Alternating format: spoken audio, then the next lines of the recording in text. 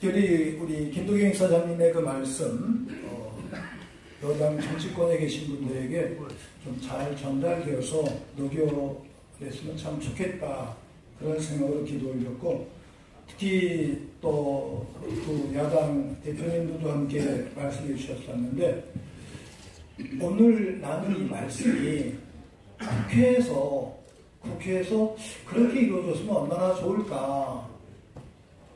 이곳은 정말 대화와 꿈과 이상의 장인데 왜 똑같은 분들이 이곳에서 얘기할 때는 아름다운 평화와 일치와 화합, 그런 말씀이 전해지는데 국회 현장에서는, 또 정치 현장에서는 전혀 반대되는 목소리가 오갈까, 그런 생각을 하면서 안타까운 마음으로 오늘 이 자리에서 주고받은 이 모든 말씀이 우리 국회 정치 현장의 삶에서, 또 행정이 이루어지는 그 삶에서 꼭 실현되었으면 좋겠다, 이런 마음으로 또 제가 기도를 올렸습니다. 제가 오늘 강연 그 부탁을 받고 또 자료 찾고 공부를 하다가 우선 성경 말씀 하나 선택을 했습니다. 마태복음 5장의 말씀인데, 유다인들뿐 아니라 선배들로부터 내려왔던 그 말씀입니다. 예수님이 그걸 압축해 주셨는데, 너희는 말할 때 할 것은 이해하고 아니요 할 것은 아니오라고만 하여라. 그 외 모든 것은 다 악에서 나오는 것이다. 성서의 근원과 같은 이 말씀 간직하면서 저도 83년 전직 두 분 대통령께서 주신 83년에 8.15 광복절 메시지 읽으면서 큰 감동을 또 받았습니다.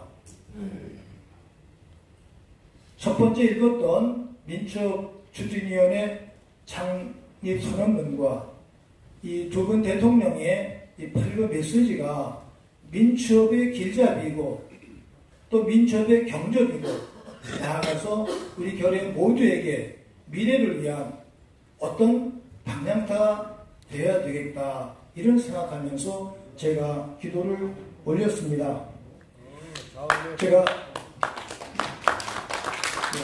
자료에 실린 내용들 집에 가셔서 편안한 때 한번 읽어주시면 좋겠고, 아침에 종합했던 내용 잠시 나누면서 대화 시간을 갖도록 하겠습니다. 제가 신학 공부하면서 이제 그리스의 철학자들, 소크라테스, 플라톤, 아리스토텔레스, 이런 분들을 기초로서 배웁니다. 이제 그리고 나서 신학으로 옮겨오게 되는데, 그때 플라톤이나 아리스토텔레스 같은 분들이 제목을 지을 때, 강연 제목이나 책 제목을 지을 때는 그냥 대화, 이렇게 얘기했습니다. 디알로그스. 대화는 한 주제가 있지 않지 않습니까? 서로 대화를 주고받으니까 많은 내용들이 오가는 거예요. 거기에서 이제 합의 과정이 나오게 되어 있죠. 대화라는 제목을 썼습니다. 두 번째는 우리 사람은 먹어야 삽니다. 그래서 잔치상, 방케트, 우리가 요새 심포지움 그러는데 바로 심포지움이 그런 뜻입니다. 잔치상에 여러 음식이 있어요. 자기가 선호하는 음식, 또 자기 건강에 맞는 음식을 이렇게 먹게 되어 있어요. 선택할 수 있습니다. 그러니까 다양합니다.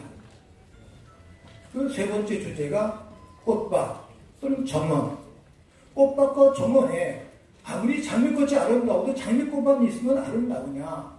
거기는 아주 오랑캐꽃, 조그만 꽃까지 또 있어야 된다. 작은 꽃들.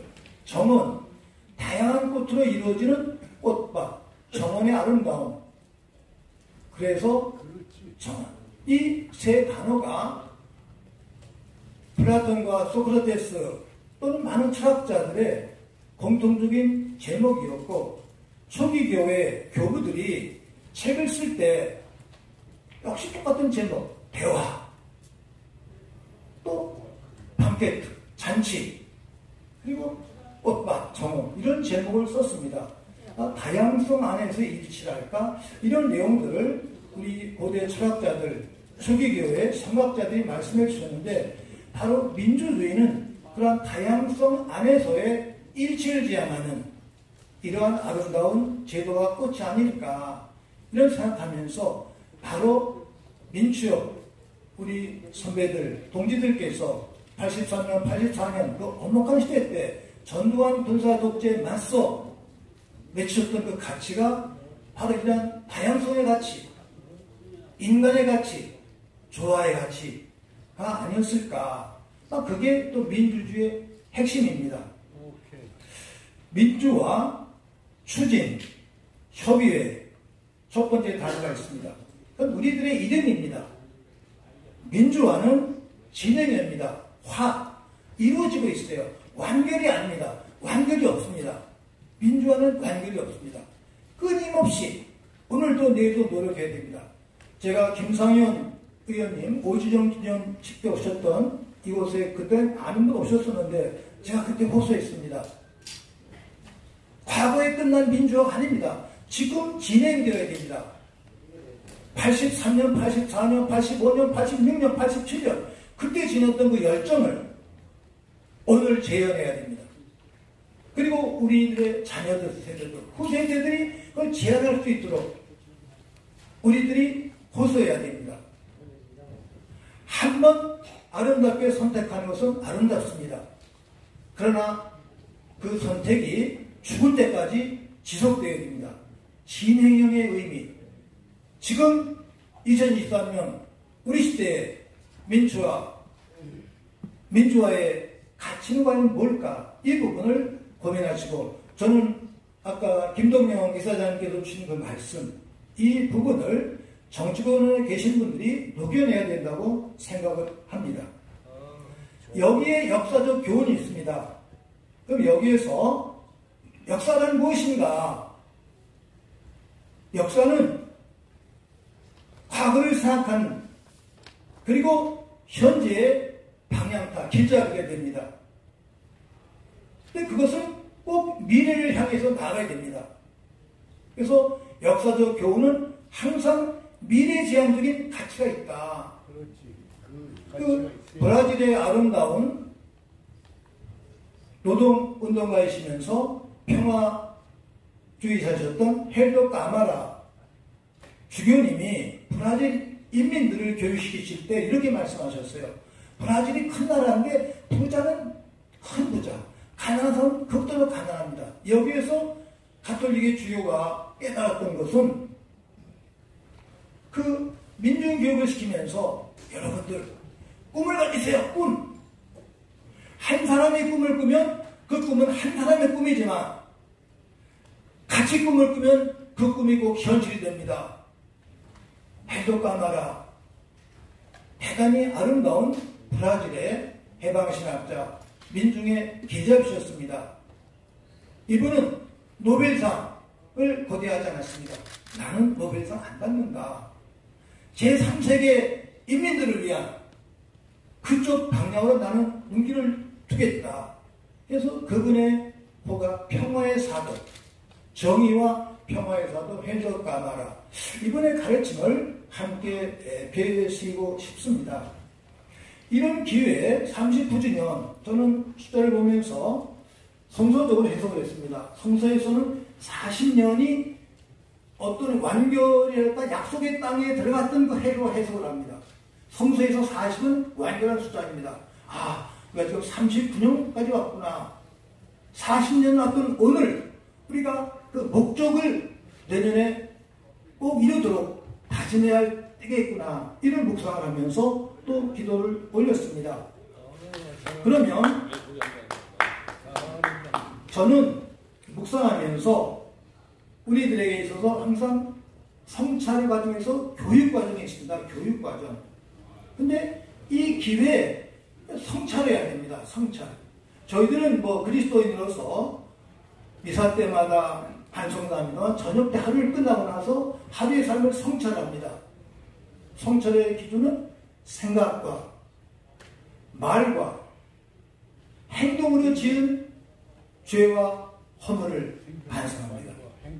그리고 고람으로 꼭 해야 할 것을 하지 않았던 그 잘못, 이 네 가지 관점에서 반성을 하는데, 우리 39주년의 뜻깊은 자리는 민추업 동지들, 선배들께서 그 39년을 장엄하게 기억하면서, 그리고 정말 최선을 다했나, 목숨을 걸었었나 라는 그러한 성찰과 함께, 그런데 왜 우리 후배들을 이 모임으로 이런 가치로 초대하지 못했었나를 함께 고심하고 성찰해야 되지 않을까, 이런 생각을 하면서 기도 올립니다.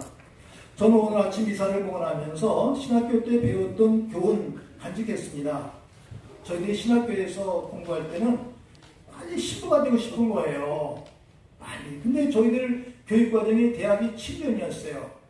7년이 또 중간에 군대를 갔다 와야 되니까 너무 긴데, 그러니까 우리들의 그 조바심을 아셨던 한 신부님이, 교수가 저희들한테, 야, 신부 되는 게 중요한 게 아니야. 지금 이미 신부가 됐다고 생각을 해. 이미 신부야. 그리고 미래에 만날 모든 분들을 마음에 품고 기도를 올려라. 그게 보편적 기도다. 미래에 만날 모든 분들, 저희들의 기도 지향은 늘 아는 것이지만, 아침 기도할 때 저 오늘 만날 모든 형제자매, 이 주간에 만날 모든 분들 마음에 품고 기도 올립니다. 그들 한 분 한 분의 뜻을 보살펴 주시고 일으켜 주십시오. 우리들의 만남이 아름다운 결실을 맺게 해주십시오. 이렇게 기도 올리면 전체가 기도가 됩니다. 또 우리 가톨릭에서는 고백성사가 있어요. 기도 때 분심을 합니다. 이제 그러면 와서 기도 때 집중하지 못하고 분심했습니다. 이렇게 고백하신 분이 계세요. 제가 그분들께 편안하게 해드리기 위해서, 걱정하지 마세요. 식사하실 때 그냥 앉아서 밥 먹기 시작하면 밥 먹지, 밥 먹을 때마다 수저로 밥을 뜬다, 입에 넣는다, 국을 뜬다, 입에 넣는다, 마신다, 이러고 밥 먹습니까? 첫 취향을 설정했으면 아름답습니다. 첫 취향, 분심 괜찮습니다. 그러나 시작할 때 아름다운 첫 장을 늘 지니십시오. 민첩의 첫 지향을 간직하시면서, 그게 후학들에게 아마 아까 국회에서 또 이렇게 법안 청하시가 잘 되길 바랍니다. 그리고 또 꼭 될 거예요. 오늘 두 당 대표가 오셨으니까 뭐 안 되겠습니까? 이제 저는 그래서 이건 꼭 되겠구나 확신했어요. 되는데 그거를 후학들에게 전수하시도록, 그런 과업도 함께 생각해야 되지 않을까, 이런 생각을 했습니다. 신앙인, 제가 신앙인인데 신앙인의 삶은 뭐 불교도 그렇습니다만 바른 길을 가자. 그게 도인이라고 얘기하죠. 우리 그리스도인들은 구원을 향해 간다고 얘기합니다. 그런데 이 도와 구원은 정치와 똑같습니다. 정치도 아름다운 길을 가고 인간의 행복과 구원을 지향하면서 가는 제도입니다. 그럼 정치 현실의 길잡이, 이건 동시에 종교적인 기도의 그 주제와 똑같습니다. 정치와 종교는 떼어야 뗄 수 없습니다. 그건 정치신앙 핵심인데, 예를 들어서 저희들이 뭐 사회적 발언하면 정치에 참여한다고 비판을 받습니다. 그건 잘 모르셔서 그러시는 거예요. 인간은 존재론적으로 정치적 존재입니다. 또 정치에 참여하지 말라, 그 자체가 정치적 발언이거든요. 그런데 왜 그런 단어가 나오느냐? 중세 가톨릭 교회가, 종교가 세상을 지배하면서 너무 모두 장악을 했어요. 그건 잘 아시지 않습니까? 중세 교황권의 독재적인 형태. 그래서 그 교회 독재로부터 타파하기 위해서 인문과 이생과 예술가들이 뛰쳐나왔고, 마르틴 루터도 그 중에 한 분이 아닙니까? 이제 그런 의미에서 그거를 해석하다 보니까 부분적으로 정치와 종교는 분리되어야 된다는 말이 나왔었는데, 또 다시 나중에 또 정치가 너무 이렇게 주도하고 독재행하고 있는 거예요. 독재국가, 공산주의 국가 그렇지 않습니까? 그러면 공산주의 국가에서 종교가 반대합니다. 제가 박정희, 유신, 전두환 독재 때 싸울 때 저희들한테 누가 한 거라면 아니 북한의 김일성 체제에 반대하는 건 정치가 아니냐, 소련 스탈린 반대하는 건 정치가 아니냐, 중국의 또 이제 모택동 반대하는 건 정치 아니냐, 그럼 그거는 괜찮고 우리 남한의 독재에 대해서는 침묵하란 말이냐? 이렇게 설명을 드리면 이해하시더라고요. 근데 이 부분이 정치학자들이 아니라 사회학자들이 이해를 못 하시는 거예요. 정치와 종교는 구분되는 겁니다. 구분되지 분리가 아니에요. 제가 한 시민으로서 100% 시민이고 100% 신앙인이에요. 다만 제가 사제로서 대통령이 된다든지 국회의원을 지향한다든지 장관을 한다든지 그건 직접적인 정치가 되겠죠. 국회의원도 주교가 합의하면 됩니다. 외국에 국회의원들 신부가 국회의원 하는 나라 많습니다. 이제. 근데 우리가 그런 부분에 조금 미숙해서 사람을 헐뜯을 때 왜곡을 시키는 거예요. 그 왜곡의 주범이 우리는 잘 아신 대로 일그러진 그러한 언론 아닙니까? 이제 그것도 우리가 교정을 해야 되겠죠. 이제. 그래서 정치와 종교는 한 짝이다. 이 부분. 민주화 추진협의를 취했던 그분들의 그 열정, 우리가 그대로 받아들이고 그 열정으로 신앙생활하고 또 세상을 바꾸기 위해서 노력을 하는 것이죠. 이제 문제는 독점, 독식, 또 독재적 지배, 이게 문제라는 것이죠. 어떤 경우에 독점은 안 된다. 그건 성서의 핵심입니다. 이제 가정에서도 그 원리가 있지 않습니까? 가부장적 제도에서 비판받고 있는 이유도 그런 것이 되겠죠. 중세 유럽에서 이렇게 아까 말씀드린 종교가 지배했었는데 끊임없는 해방과 투쟁을 통해서 인간화의 길로 나갔던 겁니다. 이제. 그런데 이 현실을 또 진단해보면 특정 집단이나 또 특정인들이 독점하자는 거예요. 이 부분을 인간의 이름으로 우리가 제동을 걸어야 된다. 그것이 바로 민주협의 태동 정신이고 또 지향해야 그런 가치가 아닐까 이렇게 생각을 합니다. 이제 여기서 저는 언론의 중요성 저보다 현장에 있었기 때문에 더 잘 아시는데 김대중 대통령께서 재판장에서 늘 말씀하실 때 이렇게 말씀하셨어요. 우리 6.25 전쟁 때 부산에서 다 쫓겨가 있을 때 그때도 언론 자유가 보장되었다. 또 미국 헌법은 바로 언론 자유가 최고의 가치다 라고 선언하고 있다는 것이죠. 이제 그런 의미에서. 그런데 언론이 제자리에 서야 되는 거예요. 제자리에 서지 못할 때는 병든 사회가 됩니다. 이제 성경은 하느님의 말씀이라고 해요. 말씀이 세상을 창조했다. 우주를. 그래서 제가 사제니까 축복기도 올립니다. 이제 축복기는 뭐냐? 하느님의 이름으로 이분들에서 좋은 말 해주는 거예요. 이게 축복이에요. 칭찬입니다. 칭찬하면 축복이에요. 그런데 저주는 뭐냐? 나쁜 말, 욕하는 거예요. 저주. 그런데 그 칭찬과 저주가 이 마음 안에 흔적을 남깁니다. 엄청난 흔적을 남기는 거예요. 그래서 바로 사람은 하느님과 같이 창조적 말, 이웃의 기쁨을 주는 그러한 말, 화합을 주는 그러한 말을 이제 분열을 일으키는 거짓을 통해서 또 우리를 상하게 하는 그런 말을 해서는 안 된다. 그래서 제가 조선일보를 좀 혹독하게 비판할 때 성서 예를 드는 거예요. 아담과 하와에 있어서 언제 하느님이 따먹지 말라. 과일을 따먹었어요. 이게 엄청난 죄가 돼도 원죄라고 해서 우리가 그리스도교는 원죄의 교리가 있습니다. 그런데 속은 자가 그렇게 그 대가를 치러간다면 속은 자 말고 속인 자의 죄는 더 크지 않느냐. 우리는 많은 경우 속았어요. 속은 사람도 잘못이에요. 속은 자의 잘못도 엄청나다면 속인 자의 잘못은 그것의 몇 배다.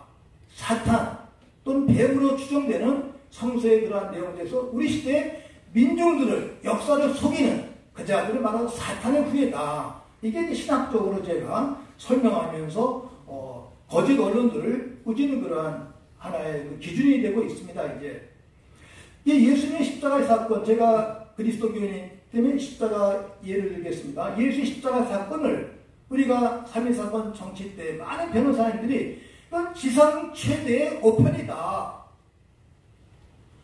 종교인들이 예수님을 십자가에 못 박은 거예요. 이게 참 모순인데, 하느님을 믿는 사람들이 하느님의 이름으로 하느님의 아들을 십자가에 못 박아 죽었습니다. 이게 역설인데, 우리 나라도 그렇지 않습니까? 역사 이름으로, 국가 이름으로, 또 민주주의 이름으로 아주 선한 민주주의 국민들을 탄압하는 거예요. 어느 독자들이 독재자가 내가 독재자다 그렇게 말하는 사람이 있습니까? 독재자가 절대로 독재자라고 얘기하지 않았습니다. 이제 인민을 위한다고 그러죠. 그걸 식별을 해야 된다. 식별력이 있어야 된다라는 그런 식의 내용과 함께 또 빌라도 앞에서 재판받으셨던 예수님께서도 막 신문할 때 대답을 안 하셨어요. 침묵. 어떤 땐 침묵이 대단한 힘이다. 우리 침묵은 금이다라는 말이 있지 않습니까? 이제 그래서 어떤 때는 참 침묵이 필요할 때가 있다. 우리 시대에 정말 말이 참 많습니다. 이제 이때 침묵의 의미는 뭘까라고 저도 대입하면서 묵상하고 있는 것이죠. 이제 저는 학생 때 국어 선생님을 좋은 분을 만나셔서 교과서보다 러시아의 톨스토이와 토스토옙스키의 명전을 읽으려고 해서 이제 부활을 읽고 또 나중에 또 읽고 공부했던 적이 있었는데, 톨스토이의 부활에 나오는 마지막 결론은 성경 말씀을 가지고 소설을 결론을 갖다 맺었어요. 이 세상에 얼마나 부조리가 많습니까? 러시아 사회 1900년도 말에 황제 부패, 성직자들의 부패, 사회 부패, 이 모든 것을 다 지적한 다음에 또 자기가 배신을 당하는 거예요. 그때 성경을 읽으면서 깨달은 내용이 마태복음 6장 33절, 여러분은 무엇보다도 먼저 하느님의 나라와 정의를 구하십시오. 하느님의 나라와 정의 또는 하늘과 정의를 구해라. 그럼 모든 게 다 덤으로 주어질 것이다. 근데 먼저 구해야 할 하늘나라와 정의를 구하지 않고 덤으로 주시겠다는 그거를 먼저 가지려고 사람들이 싸운다는 거예요. 그래서 전쟁, 포갑, 질투, 갈등이 생겨난다는 것이죠. 그래서 이거구나. 먼저 청해야 할 하늘나라와 정의.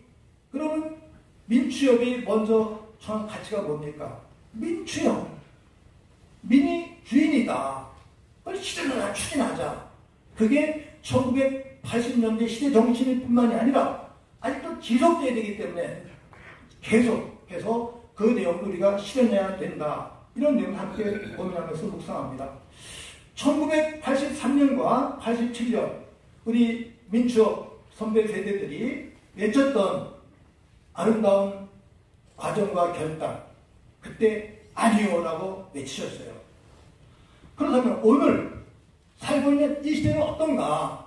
그 잣대로 내가 살고 있는 내 가족, 우리 사회, 우리 정치 현실을 그대로 진단하고 또 말씀하셔야 되겠죠. 이제. 근데 우리 세대가 좀 지난 세대니까 후배 세대들에게 호소해야 되겠습니다. 이제. 정치인들 많은 후배들이시니까 이제. 그래서 민주화 추진 협의회 그 이름대로 우리가 살고 있는가? 살려고 하고 있는가? 살라고 가르치고 있는가? 이걸 물어야 되겠죠. 이제. 민주화 진행됩니다. 진행되는 가치. 추진해야 돼요. 그리고 협의는 혼자 합니까? 동지들과 함께, 이웃과 함께 항상 논의를 해야 돼요. 이 민주화 추진 협의회가 바로 민주주의의 핵심일 뿐만 아니라 오늘 국회의원들, 대통령, 정치인들에게 주는 시대적 명령, 바로 시대정신입니다. 이런 내용들, 그 이름의 의미를 우리가 알고 끊임없이 민주화가 추진되고 있는가를 물어야 됩니다. 계속 물어야 됩니다. 진행형입니다. 죽을 때까지 물어야 됩니다. 제가 로마에서 공부할 때 처음에 유학 가니까 우리 선배 신부님께서 야, 우리 한국인들은 참 재주가 좋다. 그런데 박사학위 목적을 세워놓고 하고 나서는 그 다음에 노력을 더 안 해. 근데 박사학위라는 것은 스스로 공부할 수 있다라고 인정받는 거지 그게 끝났다는 게 아니다. 박사학위 한 그때가 바로 시작이다. 이렇게 말씀해 주셔서 그걸 늘 제가 마음속에 간직하고 있는데 모든 분야에 있어서 우리 한국 좀 뛰어나고 있습니다. 이제 개인도 훌륭합니다. 그런데 많은 분들이 이미 지적했습니다만 우리 한국인의 가장 큰 약점이 함께 할 때 공동체성이 좀 약하다는 거예요. 공동선. 그래서 성서나 우리 신학에서는 가장 중요한 내용이 공동선. 그걸 영어로는 common good. good 좋습니다. 근데 같이 좋아해요. common good. 이게 공동체의 정신인데 이 공동선을 지향하면서 또 그때는 양보할 수 있어야 되겠죠. 이제 이런 내용들을 가지면서 가야 되는데 여기서 가장 중요한 게 우리 신학에서는 보조성의 원리, 연대성의 원리 두 가지가 있습니다. 보조성의 원리는 인간이 중심이다. 우주만물의 중심이다. 인간이 최고다. 이런 내용, 개인이 최고다라고 선언합니다. 그런데 그런 개인이 한 사람이 아니고 여럿 있잖아요. 여럿이 있을 때 어떠냐. 그때 연대성으로서 개인이 양보할 수 있어야 된다. 그래서 인간의 존엄과 이 연대성의 원리 둘이 늘 부딪히는 조화를 해야 되는데 보조성의 원리가 너무 강화가 되면 이 자본주의 사회에서 개인주의가 됩니다. 개인주의. 그리고 연대성의 원리가 너무 강하다 보면 독재정치, 전제정치가 되는 것이죠. 이제 공동체. 이 둘을 긴장관계에서 어떻게 잘 우리가 조절해야 되는가. 그게 민주화 추진의 핵심이고 우리 시대에 우리 경험 많으신 분들과 또 그걸 기초로 후배들 우리가 깨우쳐야 될 가치가 아닌가. 이 조화의 의미를 함께 확인하면서 묵상합니다. 정치체제에 대한 반성을 제가 역사기도 공부를 하면서 생각을 잠시 했는데 사실 이승만 그 대통령 시절에는 경찰, 좀 마음 아프게도 친경찰들이 주도했어요. 또 5.16 군사반란 이후에는 박정희 시대 때는 중앙정보부가 주도를 했습니다. 또 전두환 체제 때는 군인 정권이 되었었죠. 이제 87년 유랑제 민주협의 큰 역할로 유랑제는 이렇게 했어요. 그러면서 김영삼, 김대중 대통령 또 노무현, 이명박, 박근혜 대통령 그리고 오늘 우리 시대에 이르고 있는데 87년 유랑쟁 이후에 우리가 민첩의 그 청진기로 한번 진단해 볼 수 있지 않을까. 진단해 볼 수 있지 않을까. 이런 의미 속에서 고민한다면 이건 좀 문제가 있다. 이런 내용들을 87년에 그 체험 기초회에서 과감하게 말씀하셔야 된다고 저는 생각을 합니다. 김영삼, 김대중 두 대통령 또 훌륭하시고 물론 두 분 다 한계도 있고 약점도 있으십니다. 이제 저는 김영삼 대통령에 대해서 강신업 변호사님, 돌아가신 변호사님께 그런 일화가 있는데 제가 그 말씀을 듣고 좀 놀랐어요. 강신업 변호사님이 정치 입문할 때 김영삼 그다음 대표님이시겠죠. 만나기로 약속을 해서 정한영소에 갔대요. 15분 전에. 갔는데 벌써 김영삼 대표께서 대통령이 와 계신 거예요. 한 15분 전에 일찍 갔는데 이미 와 계신 거예요. 그 당황해가지고 어쩔 수 없는 대화를 나누었다 얘기를 하면서 그때 김영삼 대통령의 그 자락이랄까 언행을 내가 배웠습니다. 정치인 한 당원을 맞아들이는데 대표가 먼저 가서 기다리는 거예요. 아, 이 내용이 그 동지들과 정치인들을 움직일 수 있는 저력이었었구나 하는 이 생각 제가 묵상을 했었고, 또 저도 몇 차례 뵀습니다만 좀 제 해석으로 좀 단순하신 것 같아요.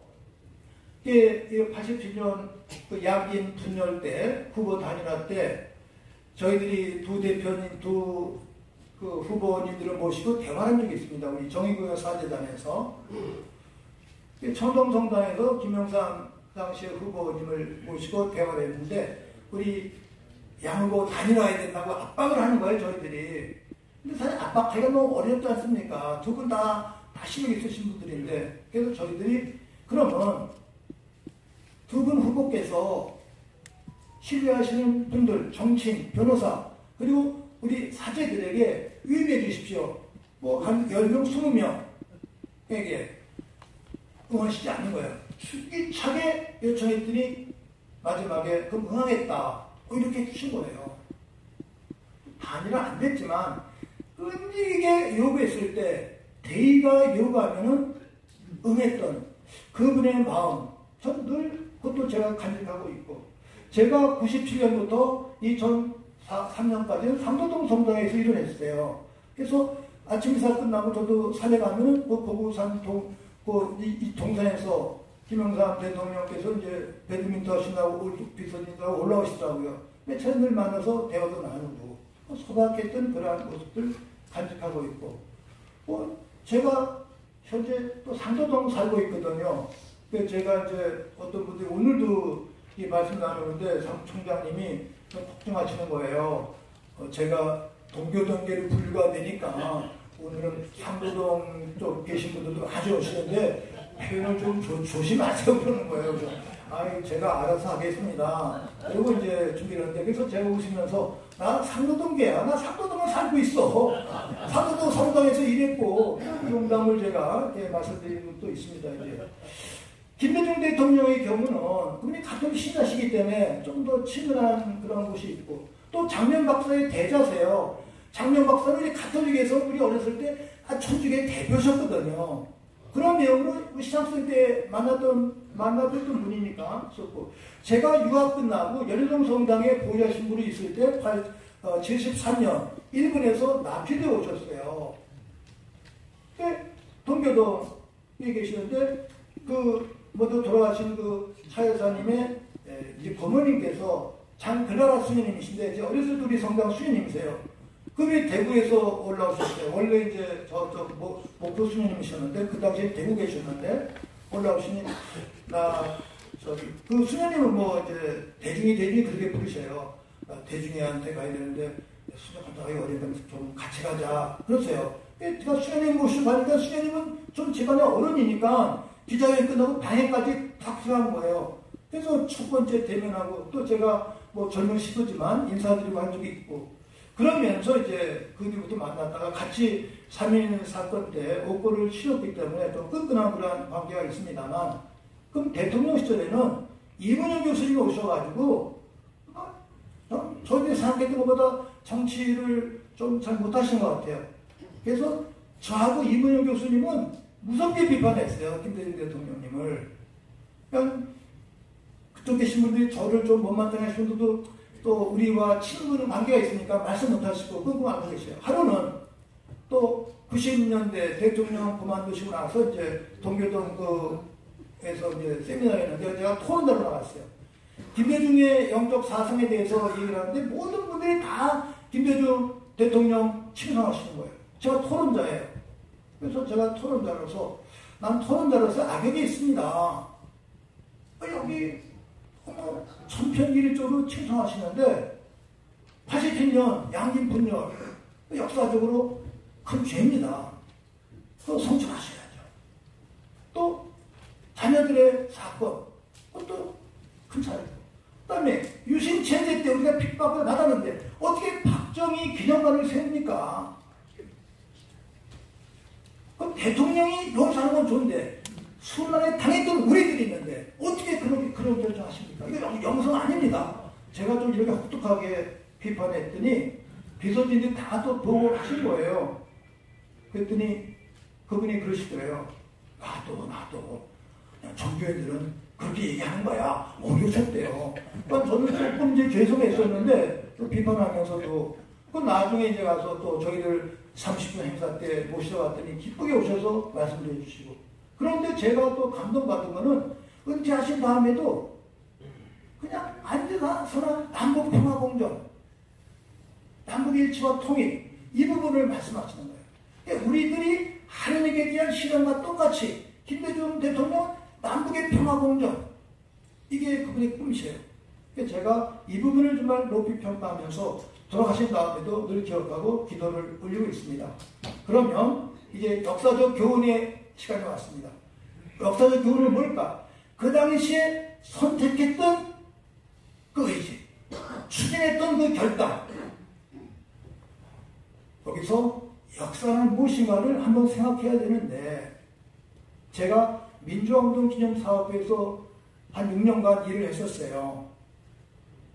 갔더니 그 구성원들이 표를 기업투쟁 이렇게 썼어요. 기업투쟁. 투쟁이라는 단어가 조금 거치니까 제가 투쟁이라는 단어가 좀 그렇다. 이 투쟁입니다. 기업. 잊으면 안 됩니다. 과거를 분명히 기억해야 됩니다. 그래서 뭐예요? 제가 또 민족문제연구소에서도 일을 하고 있는데 민족문제연구소에 갔더니 그때는 교과서 파동이 있었어요. 그랬더니 이화 선생님, 돌아가신 선생님, 이건 역사 전쟁이다. 바로 역사를 새겨서 전쟁을 하는 거다.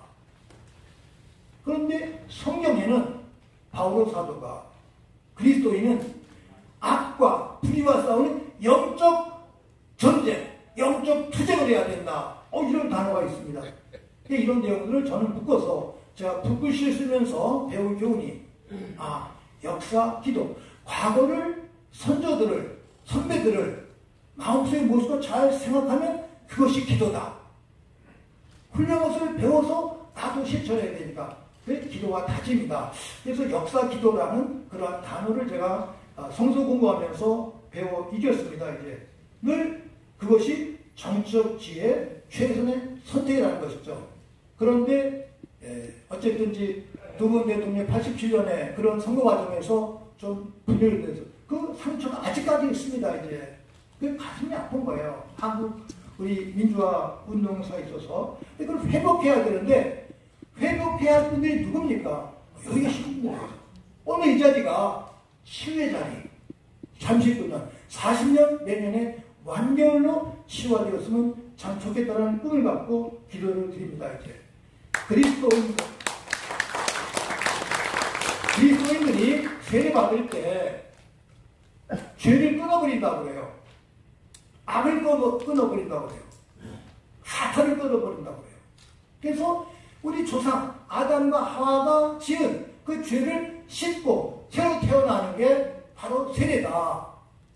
그러면 민취업 39주년, 49주년은 민첩이 새로 태어나면서 중간에 지녔던 그런 상처와 갈등과 아픔 씻어내고 다시 83년, 4년, 5년, 6년, 7년에 그때 그 마음을 하나가 되어서 우리 민족공동체 남북의 일치와 화합을 이루는 그러한 기자비로 우뚝 섰으면 참 좋겠습니다.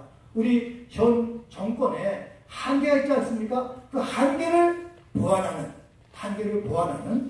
그러한 식의 내용들 함께 제가 염원합니다. 이제 끝입니다. 미래지향적 이미 말씀드렸으나 세례의 가치 그는 반성해야 돼요. 회개해야 돼요. 그럼 민첩 39년 역사에 있어서 김영삼, 김대중 두 대통령을 비롯한 우리 구성원 모두 정말 최선을 다했나? 정말 헌신적이었나?